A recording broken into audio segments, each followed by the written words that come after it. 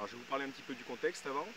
Je suis exploitant agricole depuis bientôt 3 ans, inscrit à la MSA, inscrit à la Chambre d'agriculture, donc j'ai un sirène, j'ai la compétence agricole, hein, donc j'ai un diplôme agricole.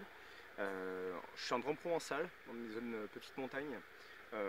Les parcelles sont disséminées un peu partout, il n'y a pas de remembrement, c'est un peu compliqué, mais on fait avec, hein, on est heureux, c'est parcelles de famille, on en loue, enfin, voilà, c'est la vie d'une exploitation normale en France. On est producteur de plantes aromatiques, on ne peut pas faire grand chose de plus, dans le sens où on est sur quand même un peu d'altitude, on est sur un climat spécial. Personne ne veut venir avec une moissonneuse batteuse, c'est beaucoup trop pentu. Et quand tu le fais toi-même, c'est l'air de la peur. Pour tout ce qui est arbo, on voit nos collègues pour l'abricot 6 années de gel d'affilée. Donc nous, vraiment, plantes aromatiques, on fait que ça, on peut faire que ça. On a les terres pour ça, mais on ne peut pas faire grand chose de plus. Donc voilà, donc moi j'ai repris l'exploitation, je plante et j'installe des plantes aromatiques, notamment la lavande, la belle carte postale que vous connaissez. Dans toutes mes parcelles, il y a une parcelle où on est propriétaire en bien non déterminé avec un voisin. Un voisin à la Rochette du Buis, dans la Drôme. C'est un voisin, c'est au nom de sa femme qui a jamais trop travaillé dans sa vie, enfin jamais travaillé tout court, un peu au début, mais après voilà, il voulait pas qu'elle bosse. Et donc c'est lui qui exploite au nom de sa femme, il a 71 ans lui. C'est un bien non déterminé, c'est une parcelle qui fait 1 hectare 9, 19 000 m², du coup, moi j'en possède 8 500 m². Lui il a le reste. Il se trouve que la partie exploitable de cette parcelle est exactement à quelques centaines de mètres carrés, ça fait 8000 mètres carrés exploitables de la vente. Donc au minimum j'en ai 45%. À l'idée, moi je pense qu'il n'y a pas de coïncidence dans la vie, dans les choses, et que je suis propriétaire de la partie exploitable. En tous les cas, je suis jeune agriculteur, ils sont retraités, donc voilà, cette parcelle-là me revient. Quand j'ai commencé à faire mon diplôme agricole et à faire ma démarche d'installation, ce monsieur s'est dépêché d'aller labourer cette parcelle et d'aller la planter. Et donc sans nous demander quoi que ce soit, il s'est fait propriétaire de l'intégralité de la parcelle. Il y a un certain temps, on a contacté les gendarmes, là, un peu avant la récolte, pour leur dire voilà, là il va y avoir de la récolte dessus, maintenant stop. D'autant que ce monsieur dégrade aussi des chemins qui nous appartiennent, et d'autant que ce monsieur est agressif et que ce monsieur, en plus de ça, a fait ça à d'autres personnes. J'ai un copain, il lui arrive exactement la même chose que moi, sauf que là, en plus, le monsieur en question, monsieur Alliot, n'est pas du tout propriétaire de la parcelle, mais il s'en est fait propriétaire, il n'y a pas de souci, c'est à côté de chez lui, il a pris. Donc voilà, donc on a porté plainte avec ma maman, puisque je suis en train d'avoir le transfert de propriété, et que je suis l'exploitant de la parcelle. Nous avons porté plainte pour vol de la parcelle. Hier, 16 juillet 2022, aux alentours de 16 h, je passe, parce que ben voilà, je suis en récolte moi aussi, je passe et je vois que ce monsieur est en train de récolter ma parcelle. Même si on est indivisaire dessus, on avait demandé aux gendarmes voilà, que cette parcelle-là soit jolie, en attendant qu'on règle les choses. Comme ce monsieur ne répond pas au courrier, c'est plutôt difficile. J'appelle les gendarmes, ma maman appelle les gendarmes de manière précise, c'est elle qui l'a fait. Moi j'avais d'autres choses à faire en attendant, puisque je suis en récolte. Elle appelle les gendarmes de Buis-les-Baronnies, et on lui a dit au téléphone que ben, là c'était l'été, ils sont en sous-effectif et qu'ils ne peuvent rien faire. Par contre, que la personne qui s'occupe de mon dossier, qui est une personne très efficace, était en vacances et qu'il fallait absolument lui faire photo et vidéo pour prouver que ce monsieur exploiter, enfin récolter la parcelle. Il y avait une flagrance de vol là-dessus. On avait déjà porté plainte. Il y a eu une flagrance de vol de récolte sur pied. Les gendarmes n'ont pas voulu venir de Buis-les-Baronnies à la Rochette du Buis, n'ont pas voulu monter pour venir constater ça. Moi je suis monté du coup voir cette parcelle et faire photo, vidéo pour montrer que c'était bien monsieur Alliot. Il faut vous dire que c'est une parcelle qui fait 8000 m², donc c'est plus grand qu'un terrain de foot. Donc il a fallu que je m'approche, et pour que je puisse m'approcher, bien montrer que c'était lui sur le tracteur, etc. Le monsieur, quand il m'a vu, il est descendu, m'a envoyé deux petites pierres, hein, voilà, des pierres un peu comme ça, hein. Bon, on m'a envoyé dessus, il m'a pas touché, hein, c'est pas le problème, hein, je sais qu'il est agressif. Et après, j'ai pris une flopée d'insultes, ça encore une fois, on s'en moque. Moi, quand je me suis mis en face de lui pour montrer que voilà, c'était bien lui qui récoltait la lavande, et il a continué à récolter. Il a essayé de me passer dessus avec la récolteuse. Pour ceux qui ne connaîtraient pas une récolteuse à la vente, c'est un bras qu'il y a à côté du tracteur.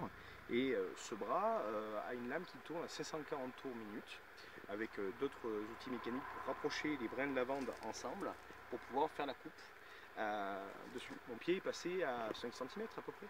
Voilà, c'est filmé, vous avez les vidéos après dans ma petite intervention, et mon petit coup de gueule, mon gros coup de gueule contre les forces de l'ordre, et un peu contre l'État qui fait rien en fait pour les agriculteurs. À ce niveau-là. Donc voilà, mon pied a failli passer là-dedans, et puis après il est descendu, puis je m'en suis pris plein la gueule, on m'a tapé dessus dans le visage, dans les côtes. Alors il a 71 ans, j'ai 30 ans, c'est pas la petite bête qui va manger la grosse, hein. J'ai un peu des traces, hier j'ai eu des ecchymoses, j'en ai sur le torse, j'ai une côte qui a pris un peu, mes lunettes qui y sont passées. Voilà, moi j'ai pas répondu et c'est extrêmement important. Là j'ai enlevé ma chevalière parce que j'avais les doigts qui avaient compris, le stress, la chaleur, etc. Mais aucune trace, c'est écrit, hôpital de Vaison-la-Romaine, il n'y a aucune trace de blessure défensive ou d'attaque au niveau de mes mains. Il ne faut pas répondre quand quelqu'un vous agresse. Vraiment, ça va vous mettre dans une merde terrible. Moi j'ai eu cette présence d'esprit, j'en suis content. Parce que c'est pas tout le monde qui, en pleine saison, quand tu as un voisin qui est en train de te piquer ta récolte, qui va avoir la présence d'esprit sous les coups de ne pas répondre. Donc moi je n'ai pas répondu, monsieur m'a projeté contre la récolteuse, et puis je suis parti. Là où vraiment je pousse mon coup de gueule, c'est quand lui a appelé les gendarmes pour dire qu'il y avait des nuisances, les gendarmes sont montés de suite. Ça, il n'y a pas de souci, ils sont montés. Moi j'avais déjà porté plainte pour le vol, j'avais fourni mes actes de notaire, j'avais montré que moi j'avais la compétence agricole. Eux ils n'ont pas l'autorisation d'exploiter, puisqu'ils doivent avoir l'autorisation d'exploiter à partir du moment où ils ne sont pas propriétaires de la parcelle pour pouvoir l'exploiter. Ils ne l'ont pas, ils n'ont pas la compétence agricole, et en plus de ça, je me suis fait agresser quoi. Les gendarmes sont arrivés à la maison, je leur ai montré la vidéo. Déjà ils sont arrivés en me disant que ben voilà, qu'il fallait plus que j'aille dans cette parcelle, c'est chez moi, qu'ils ne feraient rien face à la flagrance du vol. Franchement c'est génial. Voilà, cette parcelle c'est à peu près 2 à 3 000 euros. Voilà, je me fais voler. Je sais pas si vous pouvez, mais enfin, pour moi 3 000 euros, 2 000 euros je les prends. Voilà, je pense que tout le monde les prend. Là-dessus, hors pack, c'est la récolte là, dont je vous parle. Ils m'ont dit qu'ils ne pouvaient rien faire, qu'ils n'étaient absolument pas interpellés. Je leur ai montré la vidéo sur laquelle le monsieur essaie de m'écraser et de me passer dans la récolteuse mon pied. On voit mon pied qui passe à quelques centimètres de la lame. Ils s'en moquent, ils ont rigolé. Voilà. Alors je pense qu'il y a eu une énorme erreur de jugement de l'équipage. Je ne fais pas de généralité sur la brigade de Billy Baroni, mais l'OPJ qui a géré ça n'a absolument pas pris les bons choix. Et je lui pose la question, je pose la question à la gendarmerie de la Drôme, à la préfecture de la Drôme, au ministère de l'Agriculture. Quand un gendarme ne répond pas à un agriculteur qui se fait voler sa récolte, quand un agriculteur appelle pour dire actuellement là, il y a une flagrance de vol et qu'il n'y a aucune action qui est entreprise, et quand on apporte les preuves et que les gendarmes ne font rien, ben ça vous place où? Enfin, moi je ne suis pas connu défavorablement par la gendarmerie de Villers-Baroni. Monsieur Alliot il l'est. Monsieur Alliot, c'est pas la première fois. Monsieur Alliot, il y a une enquête de l'OFB qui est en cours parce qu'il a défriché 1 hectare 100, 11 000 m² sans autorisation. C'est quelque chose il y a une amende de 150 € du mètre carré, je crois. Moi, je m'embête à faire mes déclarations quand je veux ouvrir quelque chose. Je paye ma taxe de 4 500 € à la DDT quand il faut que je le fasse. Moi, j'ai les autorisations d'eau. Monsieur Alliot et d'autres, enfin, je ne sais pas que contre Monsieur Alliot, d'autres arrosent toute la journée. Moi, mes pépinières, il faut que j'arrose de 9 h du soir, de 19 h le soir à 9 h du matin. Et il faut que je demande mon autorisation d'eau. Et si je ne l'ai pas, je ne peux pas mettre la pépinière à cet endroit-là. Voilà, les règles ne sont pas les mêmes pour tout le monde. Et moi, hier, les gendarmes sont venus, n'ont absolument pas voulu entendre ce que j'allais dire. Ils m'ont dit, bon, on vous convoquera pour vos plaintes. Quand je leur ai dit, il a essayé de m'assassiner en me passant dans la récolteuse, ils ont rigolé. Encore une fois, je les encourage à aller, s'ils veulent faire un tour dans une récolteuse, ils vont aller voir. Enfin, moi, je leur souhaite pas, je leur souhaite pas la mort, mais au minimum, c'est du handicap lourd. Voilà, quand tu passes dans une lame comme ça, tu t'en sors généralement pas en bon état. Et puis l'autre chose, voilà, délit de flagrance, personne ne vient. Donc voilà, j'en appelle moi aux élus, j'en appelle à monsieur le ministre, j'en appelle à madame la préfète. Qu'est-ce qu'on fait?